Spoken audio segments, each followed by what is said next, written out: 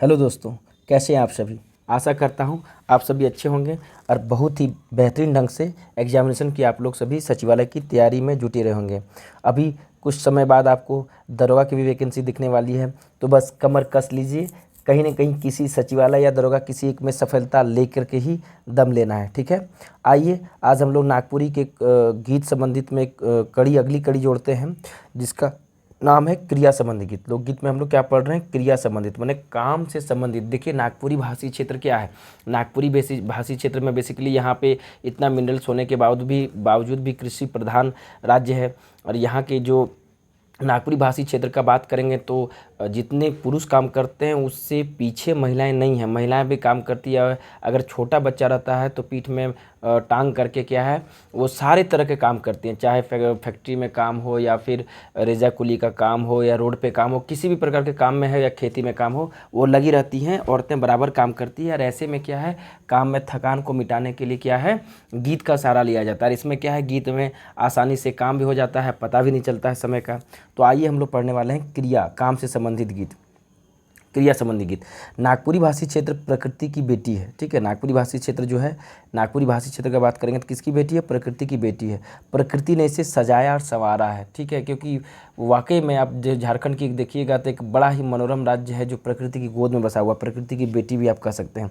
देखिए कैसे ऊंची नीची पहाड़, कल कल करती नदियाँ, फुहारों की बरसात, रमणीय जलप्रपात, हरे भरे वृक्ष, यही इस क्षेत्र के प्राण है। पूछ देगा झारखंड का प्राण क्या है, पूछेगा नहीं, मतलब समझने वाली बात है। देखिए आप इसको जेपीसी मेंस में यूज कर सकते हैं।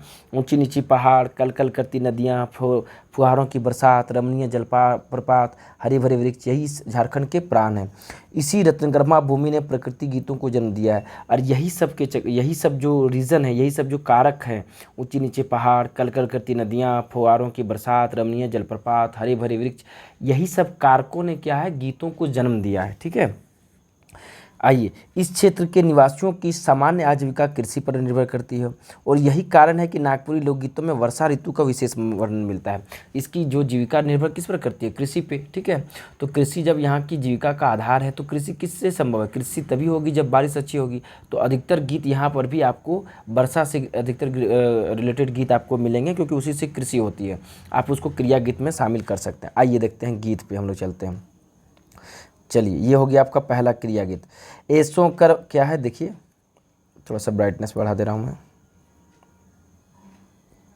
ऐसो कर बरखा पानी बड़ी जोर, भिंजय सोरे शोर, ऐसो कर बरखा पानी बड़ी जोर, रोपली हम रोपा धान, बदरी घिड़के का आसमान, वन में नाचत है मंजूर, ऐसो कर बरखा पानी बड़ी जोर, अन्न धन ना होबे थोर, ऐसो कर बरखा पानी बड़ी जोर। क्या बोलता है, इस साल का जो बरखा पानी भी जो है बड़ा जोर है, भिंजय शोर शोर है एकदम, ऐसे कर बरखा पानी बड़ी जोर है, रोपली हम रोपा धान, क्या हम धान को रोपे, बदरी आसमान में घिड़क रहा है, वन में मंजूर नाच रहे हैं, ऐसो कर बरखा पानी बड़ी जोर, अन्न धन ना होबे थोर, ऐसो कर बरखा पानी बड़ी जोर। इस बार क्या है, अन्न धन क्या है भरपूर होगा और पानी, क्योंकि जबरदस्त वर्षा इस बार। अब आगे आइए क्या बोल रहा है, वर्षा नहीं होने पर फसल नष्ट हो जाएगी, अन्न धन समाप्त हो जाएगा और उसके परिवार के समक्ष गंभीर स्थिति उत्पन्न हो जाएगी। ऐसे में किसान कहता है, देखिए वर्षा अगर नहीं होगी तो फसल नष्ट होगा और मेन आजीविका का साधन क्या है, कृषि है। तो ऐसे में गंभीर समस्याएं उत्पन्न हो जाएगी। तब किसान क्या कहता है, देखिए सावन भादव पानी ने बरसई, नायने पोखरी दोनों भरई गे आयो, हंसा हंसनी दोनों पौरई गे आयो, बाबा मोर आना धान कुड़राए गे आयो, आयो मोर घरा कैसे समराए। वही बोल रहा है कि अगर बारिश नहीं होगा तो क्या धान कुड़रा गया, ठीक है, धान कुड़रा गया। और आयो मोर घरा कैसे समराए, आयो अपना घर कैसे संवारेगी अगर वर्षा नहीं होगा, धान नहीं होगा। तो इस सारे सेंटेंस से आपको पकड़ना होगा कि ये जो है आपका ऋतु गीत इस संबंधित में आपका आ रहा है, ठीक है।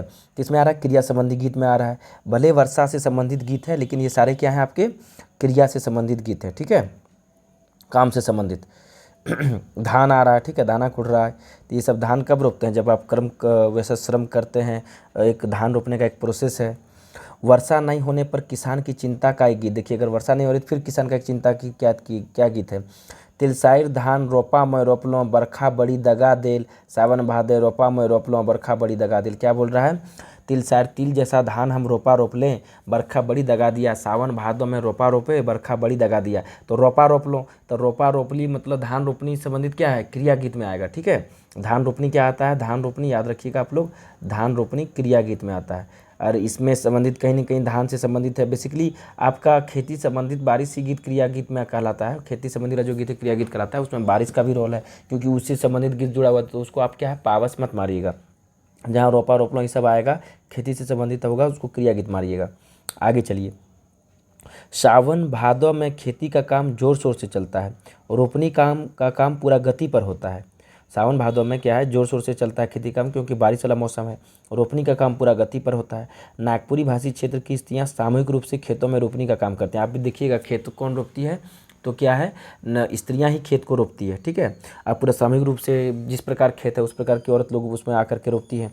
इस अवसर पर स्त्रियां द्वारा कई गीत गाए जाते हैं। इस अवसर पर भी जो है स्त्रियां द्वारा कई गीत गाए जाते हैं। इन गीतों में पावस गीत भी होता है, रोपा गीत भी होता है, याद रखिएगा। तो जो स्त्री लोग गाती है उसमें पावस और रोपा गीत दोनों होता है। रोपा गीत तो क्रिया गीत में आएगा है, और पावस गीत अगर खेती से रिलेटेड रहेगा तो आप क्रिया गीत में मार सकते हैं, और शुद्ध अगर पावस गीत रहेगा तो उसको आप ऋतु गीत में मार दीजिएगा, पावस में मार दीजिएगा। ठीक ना, जैसे देखिए, रोपनी रोपे जाए रही आहे कादो खेते मोर तरकी हराए गेले कादो खेते। क्या रोपनी रोपा जाए, तो रोपा रोपने जा रहा है, तो डायरेक्ट किससे हो जाएगा, क्रिया संबंधी गीत हो जाएगा आपका। ठीक है, मतलब शब्द आपको वैसा कहीं कहीं टर्मिनोलॉजी दिखेगा जिससे आप आराम से पकड़ सकते हैं कि क्रिया संबंधी गीत के अंतर्गत आएगा कि नहीं आएगा। ठीक है, देखिए, गृह कार्य करते समय, चक्की चलाते समय, चरखा काटते समय, खेतों व अन्य स्थानों पर कार्य करते समय स्त्रियां गीत गाती है। ये श्रम परिहार थकान मिटाने के लिए गीत गाती हैं। देखिए, अब जब घर का काम होता है, घर बनता है, ठीक है, तो उस समय चक्की चलाते समय, चरखा का सूत काटते समय,